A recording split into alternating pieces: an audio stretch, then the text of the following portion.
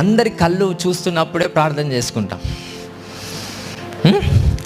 అందరూ పిల్లలు ఉన్నప్పుడే, లేకపోతే అందరి మధ్యలోనే మనం యేసయ్య నామములో శక్తి ఉన్నదయ్యా అని మనసారా పాడుతాం. ఎందుకు సీక్రెట్గా ఉన్నప్పుడు ఆ పని చేయలేకపోతున్నాం? ఎందుకు ఒక్కదానివే ఉన్నప్పుడు రహస్యముగా దేవుని ఎందుకు వెతకలేకపోతున్నావు? యేసుక్రీస్తు ప్రభు మత్తయి సువార్త 6వ అధ్యాయంలో సెలవిస్తున్నాడు, మీరు ప్రార్థన చేసేవారైతే రహస్యముగా గదిలోనికి వెళ్ళి తలుపు వేసుకొని యు బిగన్ టు ప్రే, మీరు ప్రార్థన చేయాలని అంటాడు. ఎందుకు రహస్యంగా చేయాలండి ఈ ప్రార్థన? అఫ్కోర్స్ బహిరంగ చేసే ప్రార్థనలు చేయండి, తప్పు కాదు. బట్ కావాలని బహిరంగంగా చేస్తే మాత్రం తప్పు.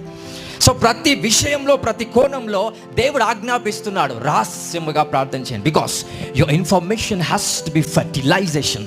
సో నీ ఒక ఇన్ఫర్మేషన్ దేవునికి ఏమైతే తెలియపరుస్తున్నావో అది చాలా జాగ్రత్తగా ఉండాలని.